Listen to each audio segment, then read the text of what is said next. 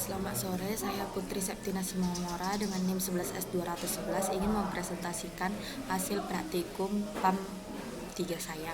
Nah, di sini di bagian function. Nah, di bagian function ini di sini code-nya memasukkan dua nilai bilangan dan mencetak nilai terendah dari dua bilangan tersebut.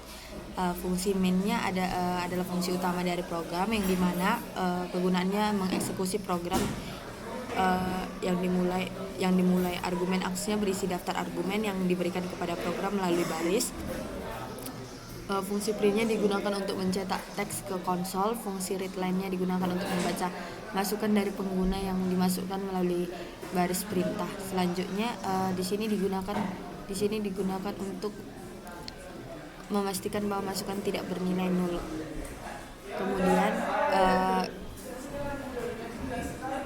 Kemudian fungsi to-in-nya juga digunakan untuk memastikan fungsi to-in-nya digunakan untuk mengubah nilai masukan dari tipe string menjadi tipe int.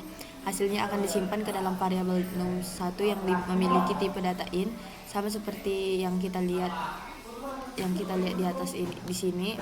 Yang kita lihat sini.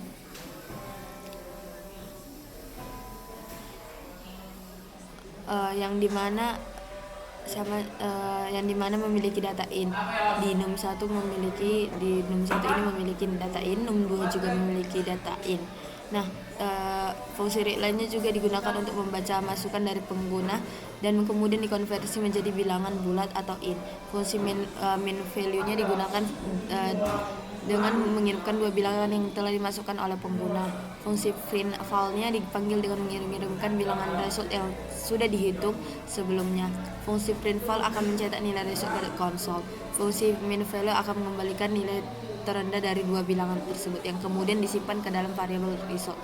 Nah, kemudian fungsi print file-nya adalah fungsi sederhana yang menerima satu parameter bilangan bulat num dan mencetaknya ke konsol. Fungsi min value adalah fungsi sederhana yang menerima dua parameter bilangan bulat num1 dan num2 dan kemudian mengembalikan nilai terendah dari kedua bilangan tersebut menggunakan struktur conditional if else. Selanjutnya kita akan merannya. Di sini sebenarnya saya sudah mencoba merannya.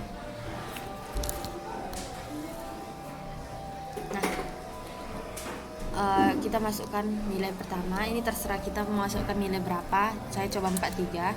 Kemudian nilai kedua adalah 2. Nah, di sini nilai terendahnya ada 2 dan hasil run sudah berhasil diproses. Kemudian selanjutnya kita beralih ke ini class car.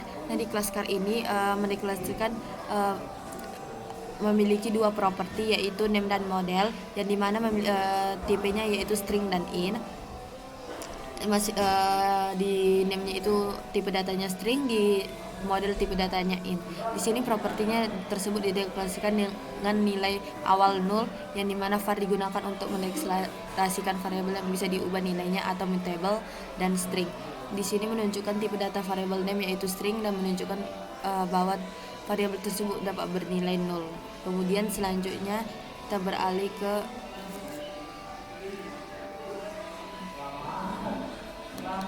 file opp. Nih, di file opp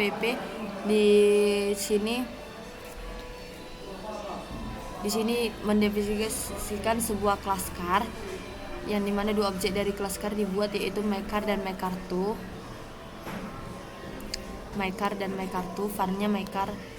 Di sini var mycar dan di bawahnya var mycar2 dengan properti diatur menggunakan notasi titik.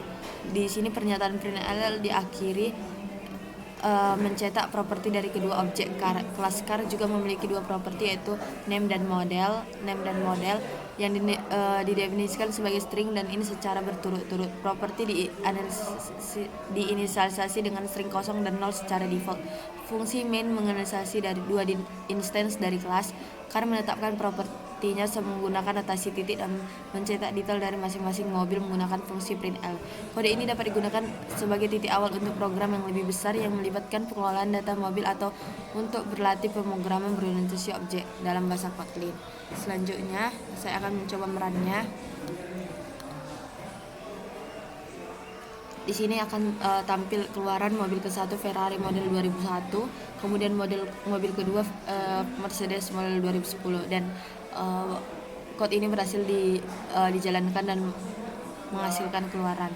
Selanjutnya kita beralih ke place.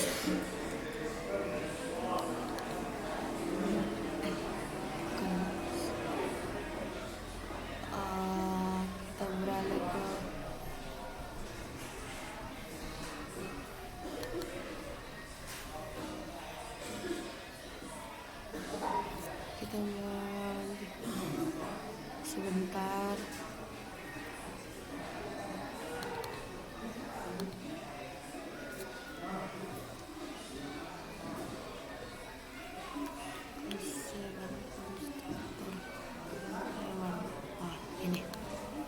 Nih di kelas hewan konstruktor ini, di sini adalah yang tidak dapat diinstansi langsung, tetapi hanya digunakan sebagai kerangka dasar untuk kelas-kelas turunannya. Nah, dalam kode ini juga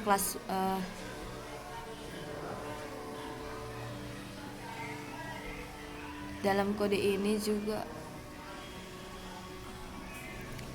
kode place ini juga didefinisikan sebagai kelas abstrak. Nah, di sini abstrak dikarenakan dengan satu properti abstrak name, dan kemudian properti name tidak memiliki implementasi karena itu dideklarasikan sebagai abstrak dan harus diimplementasikan di kelas turunan. Dalam kelas turunannya, properti name harus diimplementasikan dengan memberikan sebuah nilai kepadanya. Dalam contoh di code ini,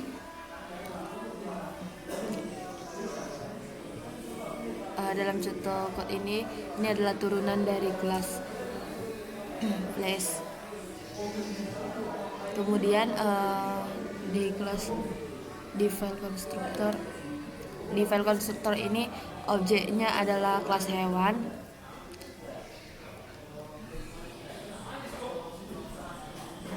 yang dimana di sini dikomen agar tidak terjadi error saat menjalankan program. Kemudian dua objek dari kelas produk dibuat dan dicetak nilainya ke konsol. Kelas produk adalah kelas biasa dengan 3 properti, yaitu name, price, dan stock. Properti ini dapat dikirimkan dan dapat diatur dengan mengirimkan nilai pada saat pembuatan objek. Jika tidak ada nilai yang dikirimkan, nilai default akan digunakan. Konstruktor pertama tidak memiliki parameter dan akan memberikan nilai default pada properti. Konstruktor kedua memiliki 3 parameter, yaitu name, price, dan stock. Nilai parameter ini akan digunakan untuk mengatur nilai properti objek dalam fungsi main.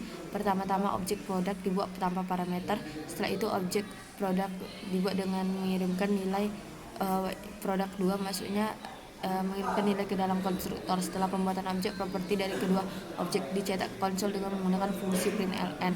Selanjutnya kita akan coba merannya. Nah, di sini sudah dapat keluarannya. Yang produk 0 dengan harga 0 dengan stok tersedia 0. Produk 2 kecap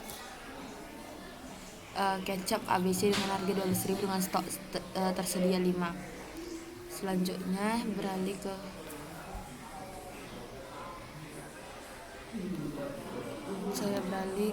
kelas produk. Nah, di kelas produk ini terdapat 3 properti, yaitu name, price, dan stock, yang dimana memiliki nilai awal 0. Kelas produk ini juga memiliki 2 konstruktor. Yang pertama, konstruktor default yang tidak memiliki parameter apapun. Konstruktor ini juga tidak melakukan apa-apa selain menginisiasi properti dengan nilai default 0. Yang kedua, konstruktor kedua memiliki 3 parameter, yaitu name, price, dan stock, yang dimana konstruktor akan menginisiasi properti name, price, dan stock dengan nilai yang dikirimkan ke dalam parameter. Objek produk ini juga dibuat menggunakan konstruktor default sehingga nilai properti akan menjadi 0. Sedangkan objek produk 2 juga dibuat menggunakan konstruktor dengan 3 parameter sehingga nilai properti akan sesuai dengan nilai parameter yang dikirimkan. Setelah pembuatan objek, properti dari kedua objek dicetak ke konsol menggunakan fungsi println. Selanjutnya kita akan beralih ke subjek. Di kelas subjek ini memiliki 2 properti, yaitu name dan SKS, yang dimana keduanya memiliki nilai awal 0. Properti SKS didefinisikan sebagai public sehingga hanya bisa diubah dari luar kelas. Dengan cara ini kita dapat mengatur properti ini hanya pada saat pembuatan objek dan tidak dapat diubah setelahnya. Kelas subjek juga memiliki satu konstruktor, yaitu konstruktor primer. Konstruktor ini memiliki dua parameter, yaitu name dan SKS. Ketika objek dibuat, konstruktor akan menetapkan nilai dari kedua parameter ke dalam properti name dan SKS. Selanjutnya di sini kita lanjut ke encapsulation. Nah, di fungsi ini memiliki satu argumen, yaitu aksi dan berisi array ya, dan dari string. Namun pada kode ini argumen tidak digunakan karena pada fungsi main ini objek subjek dibuat dengan menggunakan struktur dari kelas subjek. Konstruktor ini mengambil dua parameter, yaitu name dan SKS. Dalam hal ini objek subjek memiliki nilai name adalah pam.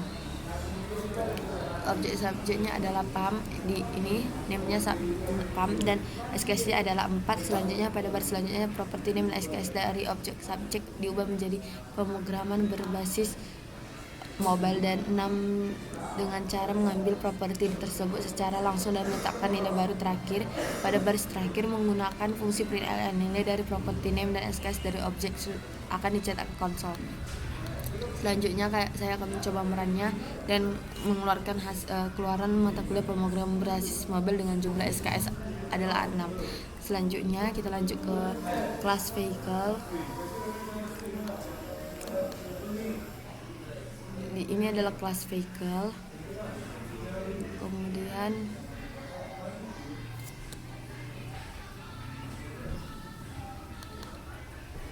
di sini fungsi ini memiliki satu argumen, yaitu aksi yang berisi array string. Namun pada kode ini juga argumennya tidak digunakan. Dalam kode ini terdapat kelas motorcycle yang dimana memiliki 3 properti, yaitu type, model, dan max speed. Type dan model memiliki tipe data string, sedangkan max speed memiliki tipe data int. Kelas motorcycle juga memiliki fungsi show yang mencetak properti type, model, dan max speed dari objek motorcycle ke konsol. Pada fungsi main, objek motorcycle dibuat dari kelas motorcycle, kemudian properti type, model, dan max speed dari objek motorcycle diisi dengan nilai motorcycle Yamaha dan 180 masing-masing. Terakhir, pada baris terakhir, fungsi show dari objek motorcycle dipanggil untuk mencetak nilai dari properti type, model, dan max speed ke konsol. Kode ini juga bertujuan untuk menunjukkan bagaimana kita dapat membuat objek dari kelas motorcycle, mengakses dan mengisi nilai dari propertinya, serta memanggil fungsi yang didefinisikan dalam kelas tersebut. Selanjutnya, di kelas cut ini merupakan kelas induk dari dideklarasikan dengan kunci kata open. Nah, kelas cut ini juga memiliki satu fungsi, yaitu shape, yang dideklarasikan dengan kata kunci open sehingga dapat di-override oleh kelas turunannya. Fungsi shape juga mencetak persegi panjang ke konsol. Fungsi ini juga merupakan sebuah contoh dari fungsi open sehingga dapat di-override oleh kelas turunan. Jika kelas turunan ini mengganti implementasi dari fungsi shape, kita dapat mendeklarasikan ulang fungsi ini dengan kata kunci override. Kunci playing card adalah kelas turunan dari kelas card.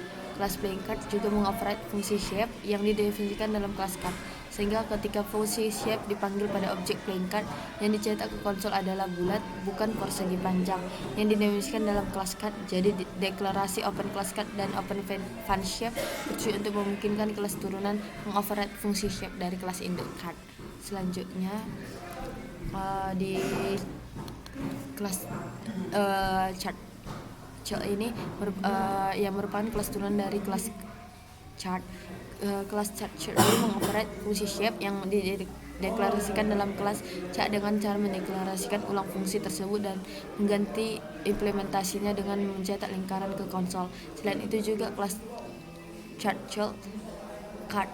shell memiliki fungsi original shape yang memanggil implementasi fungsi shape pada kelas induk chart dengan menggunakan kata kunci super. Fungsi ini akan mencetak persegi panjang ke konsol karena implementasi dari fungsi shape yang didefinisikan dalam kelas chart. Dengan adanya override fun shape pada kelas card shell, ketika kita membuat objek dari kelas card shell dan memanggil fungsi shape, maka yang akan dicetak ke konsol adalah lingkaran. Namun jika kita membuat objek dari kelas card atau kelas lain yang merupakan induk dari card shell yang memanggil fungsi shape, maka implementasi dari fungsi shape pada kelas induk yang akan dijalankan dideklarasikan kelas card shell. Card buka kurung tutup kurung menandakan bahwa kelas card shell merupakan turunan dari kelas card dan akan mewarisi semua properti dan fungsi yang didefinisikan dalam kelas card. Selanjutnya bagian override di sini membuat objek dari kelas card shell dan menampilkan ke konsol dengan memanggil dua fungsi, yaitu original shape dan shape.